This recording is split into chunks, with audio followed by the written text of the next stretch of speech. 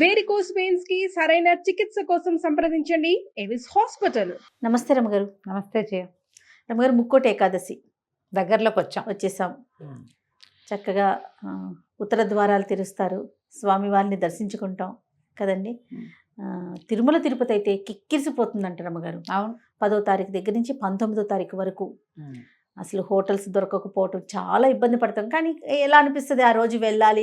ఆ టికెట్లకు కూడా బుకింగ్ పెట్టారు కదా, లాస్ట్ మంత్ అవును. డిసెంబర్ లో పెట్టేశారు. అవును, బుక్ చేసుకున్న వాళ్ళు చేసుకున్నట్టే. నేను కూడా మంచి రెడీ అయ్యాను, కానీ వేరే ఆ ట్రిప్ ఐడియా తోటి మానేసా. ఓకే. అదే స్వామి వారిని చూడాల్సిందే, ఎంత జరగన్నా ఉండనివ్వండి, ఏదన్నా జరగనివ్వండి, అదొక ఆశ ఉంటుంది కదా. అవును, ఇక్కడ మనకున్న దేవాలయాల్లో కూడా కొన్ని ఆలయాల్లో ఉత్తర ద్వారం తీస్తారు, శ్రీనగర్ కాలనీలో కూడా తీస్తారు కదా రమ్మగారు. అవును, ఆ శ్రీనగర్ కాలనీలో ఉత్తర ద్వార దర్శనానికి గణపతి కాంప్లెక్స్ నుంచి ఉంటుంది లైన్. అవును. అంటే ఈ దేవాలయాల్లో అవకాశం ఉండటం కూడా, ఉత్తర ద్వారానికి అవకాశం ఉండాలి. అటువైపు స్వామివారిని వేయించేపు చేయించి అక్కడి నుంచి దర్శనమిస్తారు. ఎవరెవరి అవకాశాన్ని బట్టి వాళ్ళు సమీపంలో దేవాలయాల్లో, మన అన్ని దేవాలయాల్లో ఒక రోజుకే ఉంటుంది. ఈ వేళ వేయించేపు చేస్తే రేపు తెల్లవారు మళ్ళీ మార్గళి సేవకి వెళ్ళిపోతాడు అయ్యవారు. తిరుపతిలో మాత్రం 10 రోజుల పాటు. ఎందుకంటాం గారు, భక్తుల కోసం అంటారా? మన సౌకర్యార్థమే. అటువైపు నుంచి దర్శనం అరేంజ్ చేస్తారు. మన అవకాశమే, అంతకంటే ఏముంది, మనమే కదా, మన కోసమే భగవంతుడు ఆయన ఎందుకు వచ్చాడు భూమి మీదకి, అంతే, మానవ మాత్రల కోసమే వచ్చాడు. కాబట్టి అక్కడ అవకాశం మరి ఇది వరకు ఉందో లేదో జ్ఞాపకం లేదు నాకు. ఇటీవల కాలంలో అలా మేము ఒక సంవత్సరం భద్రాచలం వెళ్ళాం ముక్కోటికి. ఎన్నేళ్ల క్రితమో మా పెద్ద బావ ఉన్నారు, 1991లో 90లోనో ఏమో, ఏనాడో. తర్వాత ఎప్పుడు నేను ఏ క్షేత్రానికి వెళ్ళే సాహసం చేయలే, కొంచెం తక్కువే. ముక్కోటి ఏకాదశి మామూలుగా మనకి ఏకాదశులు అన్నీ విశేషమైనవి. అవును, ప్రతి ఏకాదశికి దానికి ఒక ప్రత్యేకమైన పేరుంది, ప్రత్యేకమైన విశేషము. నెలలో ఆ రోజున తప్పకుండా ఉపవాసం చేయటము, తర్వాత ఏదన్నా దానం చేసుకోవటము, జాగరణ చేయటము, ద్వాదశి నాడు పారణ చేయటము విధానంగా చేసుకుంటాం. ఏకాదశి రోజు దానం కూడా ఉంటుందా రమ్మగారు? చేసుకోవచ్చు అమ్మా, మంచిది. మంచిది దానం చేసుకుంటే, అవకాశాన్ని బట్టి. అంతే. లేదా ఏకాదశి నాడు ఉపవాసం ఉంటే ద్వాదశి నాడు పొద్దున్నే భోజనం చేసి అప్పుడే ఏ బ్రాహ్మణుడికో లేదా సాటి వాళ్ళు ఎవరికైనా బట్టలు తాంబూలము దక్షిణ ఇస్తే మంచిది, విశేషమైన క్రియ.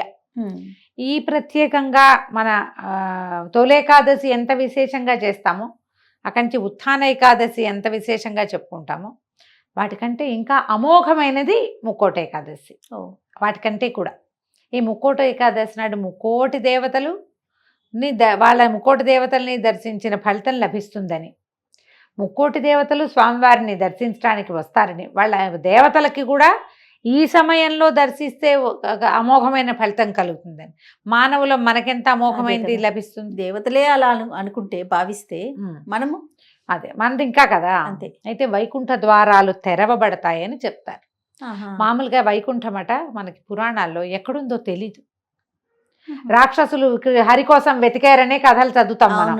హిరణ్యాక్ష హిరణ్యకశిపులు కానీ చాలా మంది హరి ఎక్కడున్నాడో తెలీదు. వాళ్ళు దేవతల్ని పట్టుకుంటారు, బ్రహ్మలోకానికి వెళ్ళిపోతారు, బ్రహ్మదేవుడి కోసం తపస్సు చేసి ఆయన్ని చూడగలుగుతారు.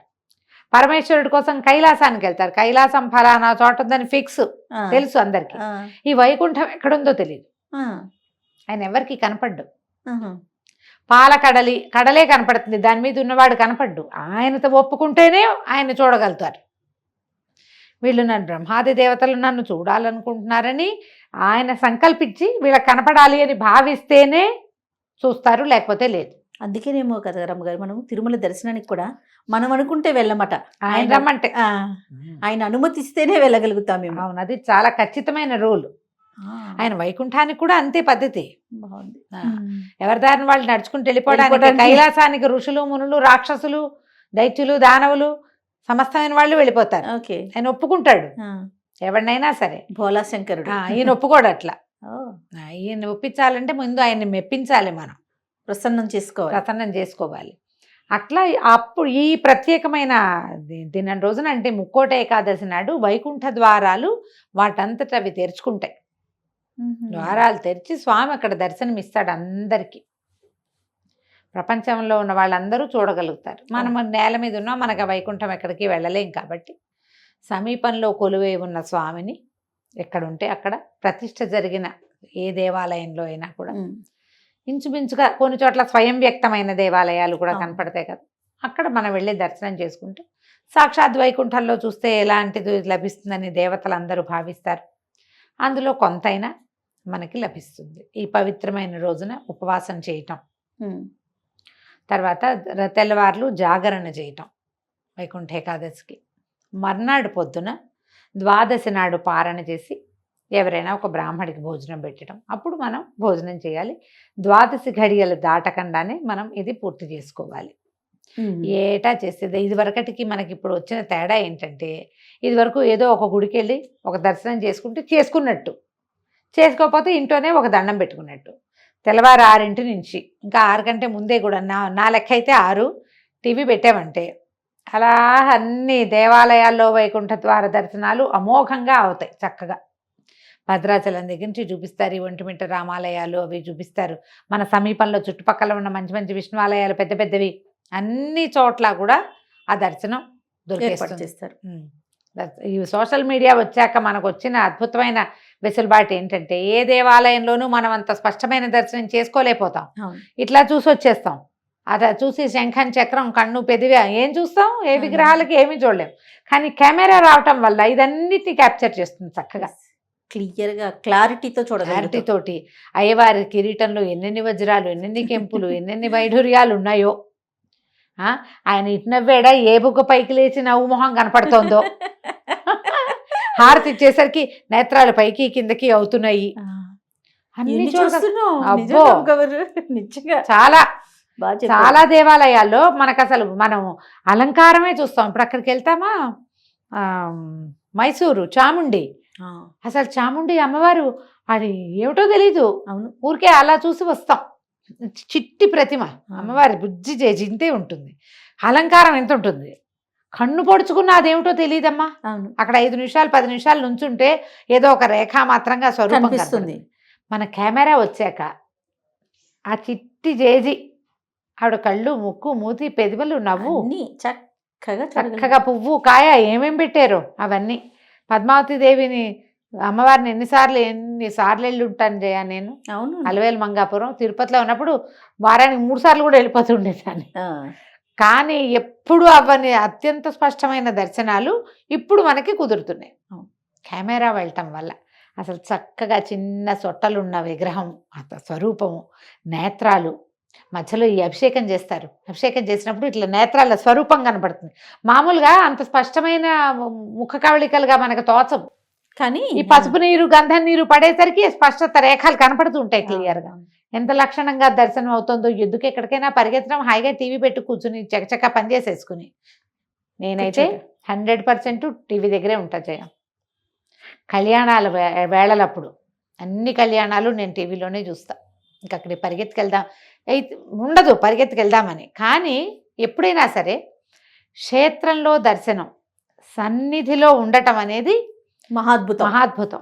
జీవితంలో 1-2 సార్లు చేస్తే చాలా ప్రతిసారి పరిగెత్తక్కర్లా. అది ఓసారి వెళ్ళి ఒక్కసారైనా మనం సన్నిధిలో ఆ అనుభవాన్ని, ఆ అనుభూతిని మనం స్వయంగా ఆ మంత్రం చెవిని పడ్డాం, ఆ క్రియ మనమే నేకడైతే కంటితోటి, వాడెవరో కెమెరాతో తీసింది మనం చూడటం కాకుండా చూడాలి. మన ప్రెజెన్స్, మన ఆత్మ అక్కడ ఏమవుతుంది, అది మన ఆరా పుల్ అవుతుంది మంది. మన ఆత్మ పరమాత్మకి దగ్గర అవుతుంది. అవును, ఇది మంచిదే. కానీ మనకున్న అవకాశాన్ని వాడుకోండి.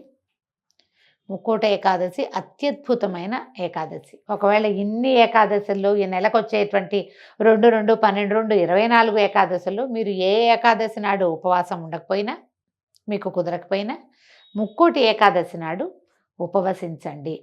కనీసం అన్నం మానేయండి.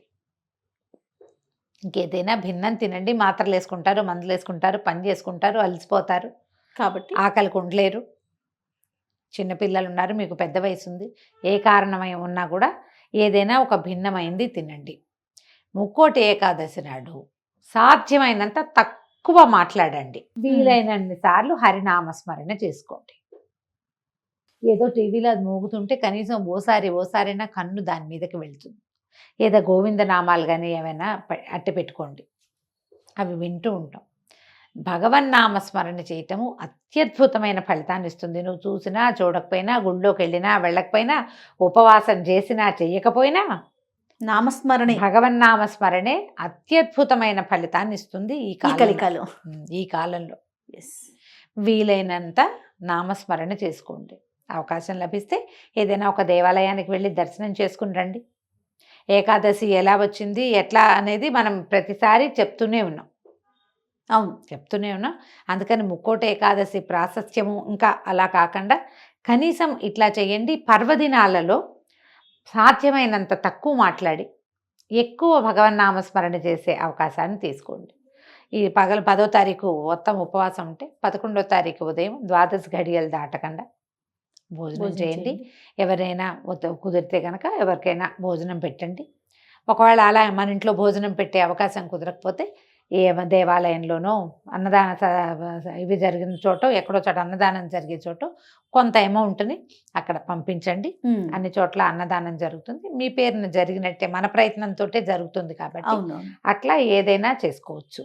ద్వాదశి నాడు మీరు ఇది ఇవ్వచ్చు, మన మోయిని ఇవ్వచ్చు. ఎలా మన స్వయం పాకం ఇస్తాం, ఎవరికైనా స్వయం పాకం ఇవ్వచ్చు, వస్త్రాలు ఇవ్వచ్చు, పళ్ళు ఇవ్వచ్చు, ధాన్యం ఇవ్వచ్చు. పైగా ఇది మనకి ఈ కాలం కాబట్టి, ధనుర్మాస కాలం కాబట్టి ఈ కాలంలో మీరు విశేషంగా ఏది ఇచ్చినా ఫలితం లభిస్తుంది. తర్వాత సాధారణంగా అందరికీ ఏమని ఉంటుందంటే ఒక ప్రశ్న ఉంటుంది. దేవాలయానికి వెళ్ళాం, అక్కడ ప్రసాదం పెడతారు, తీసుకోవచ్చా తీసుకోకూడదా? ఉపవాసం కదా, ప్రసాదం ఏముంటుంది సాధారణంగా? వెండి పొంగలి, చక్కెర పొంగలి, పులిహోర, దద్దోజనం ఉంటాయి. దేవాలయ ప్రాంగణంలో తింటే తప్పు లేదు. అది అన్న రూపంలో అన్నంతో చేసిన ఏ ప్రసాదం అయినా కూడా తప్పులేదు. దేవాలయంలో అక్కడ మీరు వెళ్ళిన గుళ్ళో ఏది ప్రసాదం అని చేతిలో పెడతారో కళ్ళకు అద్దుకుని నోట్లో వేసుకోండి. సాన్నిధ్యంలో ఉన్నప్పుడు తప్పు లేదు. అది ప్రసాదమే, అది అన్నంగా భావించద్దు. స్వామివారి ప్రసాదం వారికి నివేదింపబడింది, సూక్ష్మాంశంలో స్వామి గ్రహించింది. అది పవిత్రమైపోయినట్టే. దానికి బియ్యపు భావన అవి ఏముండవు. ఇంకా ఆలోచించకుండా ప్రసాదం తీసుకోండి. మీరు ఇంటికి తెచ్చి కవర్లో ఇది తింటే మాత్రం తప్పు. అది చేయొద్దు. సన్నిధిలో తీసుకోవచ్చు. చేతులు మారితే దాని రూపం మారిపోతుంది. లోపల అయితే మాత్రం తప్పకుండా తీసుకోవచ్చు. ప్రసాదంగా తీసుకోండి. ఫలహారం చేయొచ్చు. చక్కగా ఈ ముక్కోటి ఏకాదశిని సుసంపన్నం చేసుకోండి. ఏడాదికి ఒక్కసారే వస్తుంది. తప్పకుండా రమ్మగారు, ఎక్కడ కుదిరితే అక్కడ దేవాలయ దర్శనం చేసుకోండి. అయితే రమ్మగారు, అన్నం మాత్రం తీసుకోవద్దు, ఇంకా తప్పకపోతే భిన్నంగా ఏదైనా తినండి అని చెప్తా ఉన్నారు. దీనికి ఏమైనా ప్రత్యేకమైన కారణం ఉందా? మురాసురుడిని సంహరించడానికే ఏకాదశి శక్తి బయటకు వచ్చింది స్వామివారిలోంచి. ఆ మురాసురుడు బియ్యంలో దాక్కున్నాడని చెప్తారు. అందుకని ఏకాదశి నాడు ఈ బియ్యం తినకూడదు అని.